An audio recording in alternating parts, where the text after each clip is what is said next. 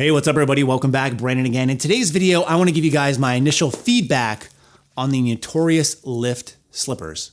Now, for this, I have some experience previously with slippers, both of the casual and lifting variety, but for the lifting variety, which is probably the variety you care more about, I've used strength shop slippers, which I've done a video review on, which I'll link in the description box below, metal deadlift slippers, and also the A7 Soul slippers, I think they're called. I say Soul because I want to say Soul Glow because I love Coming to America, and they've been talking about making a reboot of it recently. Hello, so silky smooth, and just let it shine through. Just let your soul.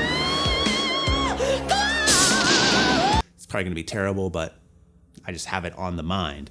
That being said, for the most part, I don't prefer or haven't preferred to lift in slippers, mainly because of my experience in them. So I was really kind of interested to try these Notorious Lift slippers because I would consider these hype beast shoes. And I think I'm using that term correctly. You got to forgive my ignorance. I'm a little bit older, don't really know what that means, but I looked it up in Urban Dictionary and it kind of told me it's about a person or shoes that come out that get a lot of publicity or people want to buy and kind of show off.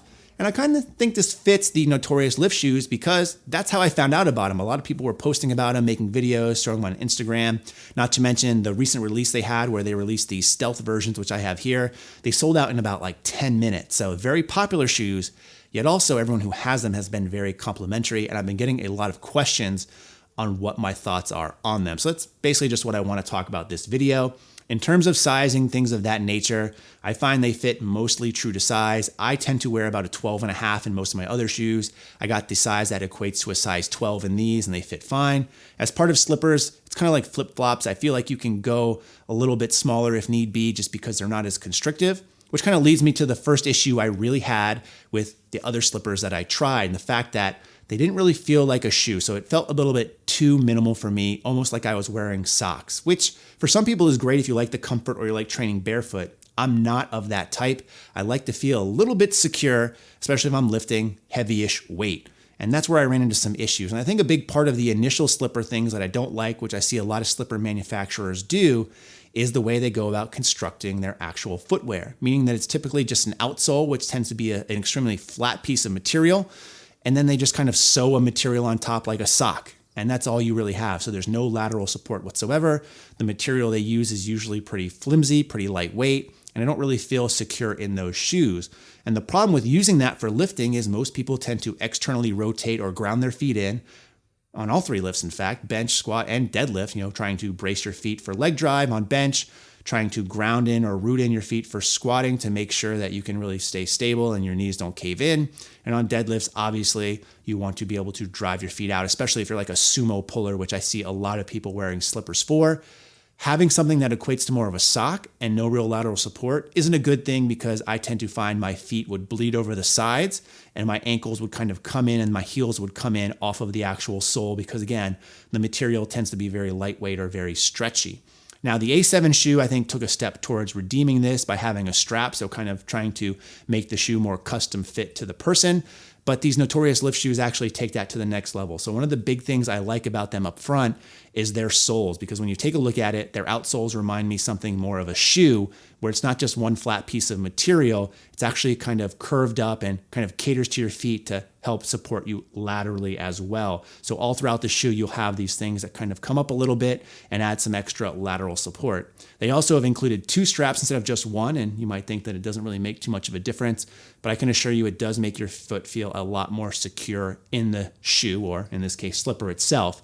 Now, the material that the shoe is made of in the body is still a neoprene material, so it's still a very soft and stretchy material, which is nice for the aspect of getting it on and off. And again, for sizing purposes, if you go a little bit too small, it's going to be okay because you're still going to fit in the shoe.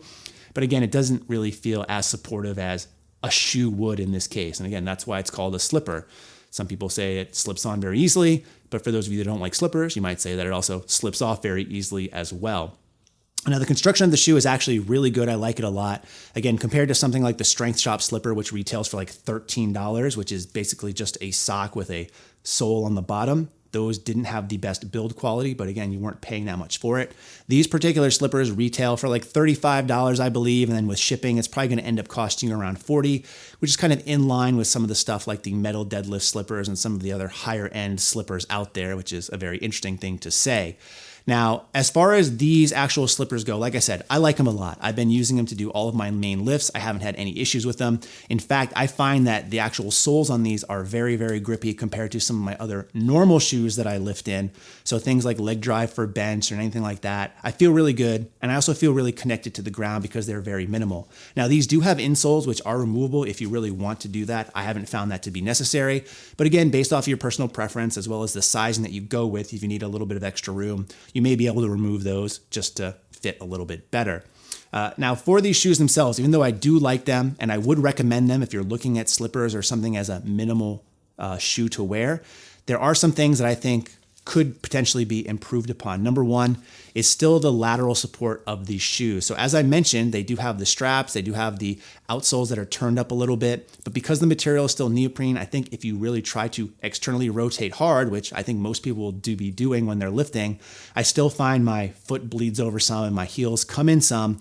And I'd like to see that rectified. And I think it could be very easy to do because if you look at some of the material included by where the straps are or on the heel of the shoe, which looks to be kind of like a faux leather type material, if they just extend that some around the base of the sole, kind of in between the neoprene and the rubber to reinforce, I think that would make the slipper that much better. Now, that might increase the cost of the shoe in terms of production, which is the next thing I want to talk about, because again, retail for around $40, even though that's in line with some of the higher end slippers out there, again, a funny thing to say, I think that price point is still generally high for a lot of people for a slipper. Because when you take a look at some of the other shoes available in terms of real shoes instead of slippers, that's really where you start to get into that. You could get a wrestling shoe for that price and get a lot more support. You could get maybe a pair of Chucks and Converse. You could get some other shoes like Vans instead.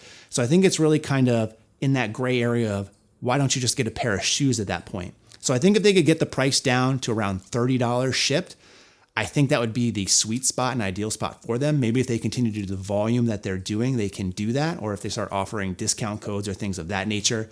But those are probably the two negatives that I would say. I'd like to see some more reinforcement on the lateral sides of it with maybe some of that leather piece. I think it would be an easy add-on and add a lot to the shoe. I'd like to see the price come down just a little bit. But again, overall, if you're looking for a pair of slippers to lift in or you're interested in doing so, I think these are the best on the market right now.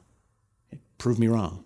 Send me some other slippers, I guess. And if I don't use them for lifting, maybe I can use them while I'm smoking my pipe and perusing around the streets of Rhode Island. Who knows? But if you have any questions on these specifically, if I didn't answer, and I just try to give you my generic feedback on them, let me know in the comment section below. I'll also link where you can get these below if you're interested. I think they should be having a new release or a restock soon. In the meantime, as always, thanks for watching and stay big.